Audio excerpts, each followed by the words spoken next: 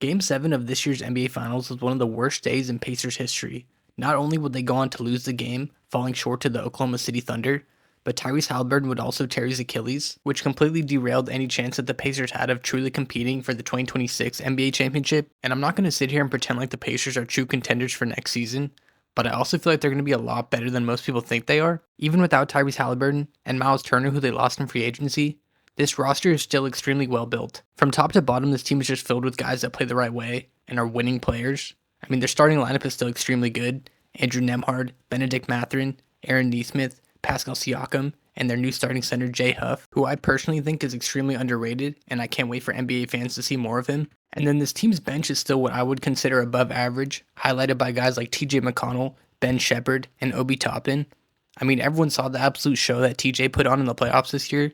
He had the whole country believing that the Pacers were somehow going to win Game 7, even with Tyrese Haliburton out. And this Pacers team still has young, intriguing prospects deeper on the roster, including Jarris Walker, Johnny Furphy, James Wiseman, and Isaiah Jackson, all of whom should get extended run this season, with Tyrese Haliburton out. If you made it this far in the video, it probably means that you like NBA content, so I'd really appreciate it if you subscribed. I'm on the road to 500 subscribers, and I'm really trying to grow this channel and form a community of people that love basketball. Thanks. So even though most people are completely out on the Indiana Pacers going into this season, I still expect them to be a top 8 seed in the Eastern Conference and sneak into the playoffs. But the reason that I'm most excited about this upcoming season is that the Pacers are finally going to unleash Bennedict Mathurin. I mean, he should have the ultimate green light. He's had a pretty solid start to his NBA career so far, putting up 16 points, 2 assists, and 5 rebounds a night, all in about 28 minutes of play, mostly coming off the bench, although he has started a decent amount of games. But when the Indiana Pacers made a surprise run to the Eastern Conference Finals in the 2023 season, with Bennedict Mathurin sitting on the bench nursing a shoulder injury, he started popping up in trade rumors left and right. There were honestly a really surprising amount of people that truly believed that the Pacers did not need Bennedict Mathurin to be a contender, but he showed all the haters during this Pacers playoff run deep into the NBA Finals that he's an essential part of this team moving forward. With the NBA Finals tied up 1-1 and the series shifting back to Indiana for Game 3, Bennedict Mathurin put the world on notice. He put up an absurd stat line, scoring 27 points in only 22 minutes, shooting 9 of 12 from the field, and 7 of 8 from the free throw line, showing the world that he's one of the premier scorers in the NBA. And then when Tyrese Haliburton went down with an injury early in Game 7, Bennedict Mathurin stepped up once again, putting up 24 points, 13 rebounds, 3 assists, and 2 steals, all while shooting 10 of 10 from the free throw line. And sure, the Pacers might have lost the game, but Bennedict Mathurin left it all on the floor. For more casual NBA fans that don't know much about Mathurin, these games and performances might have come as a surprise.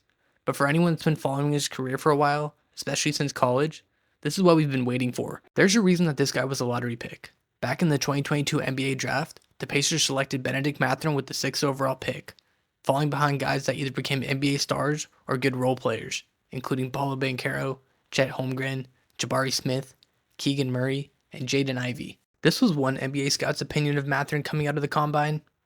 Ben is a 6'6" wing with tremendous size, maturity, explosiveness, and scoring skills that should help him make a quick transition to the next level. He's also an elite spot-up shooter who can flourish in a lesser role early in his career before making strides to stardom later on. In my opinion, the time for Ben to show the world that he's a star is this upcoming season. Sometimes all it takes is the right situation, and right now is Ben's time. And it's not like Mathurin has had fluke performances here and there where he'll explode for 20-30 points.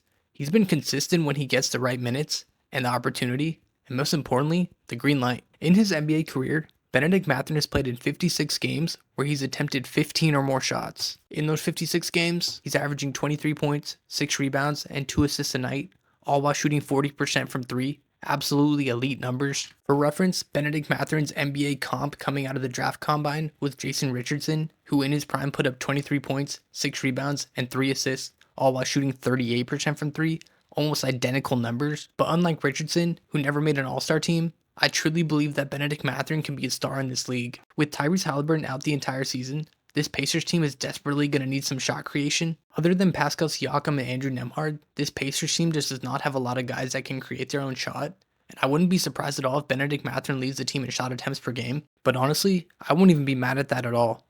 When Mathurin shoots 20 or more shots in a game, he averages 28 points, 7 rebounds, and 3 assists a night, all while shooting 40% from 3. So if you don't get it by now, This dude is an absolute bucket. If Coach Rick Carlisle seriously gives Mathurin the green light this season, I would not be surprised at all if he averages 25 points a game and makes an all-star appearance. When he plays aggressively and is looking to score pretty much every time he touches the rock, he's extremely hard to stop. He's one of the most athletic dudes in the entire NBA, but he's also extremely skilled, and when you combine those two, it's so hard to stop. In my opinion, Bennedict Mathurin is essentially a budget Anthony Edwards who was never put in the right situation to succeed, but this season is his chance. He's either going to fold under the pressure and cement himself as a role player for the rest of his career, or he's going to break out and become a star. Personally, I think that Bennedict Mathurin is going to have a breakout year this season and become an all-star, but that's just my take. What do you guys think? How do you feel about Bennedict Mathurin going into next season? Let me know down below in the comments. And if you made it this far in the video, make sure to drop a like and subscribe, and I'll see you in the next one. Thanks.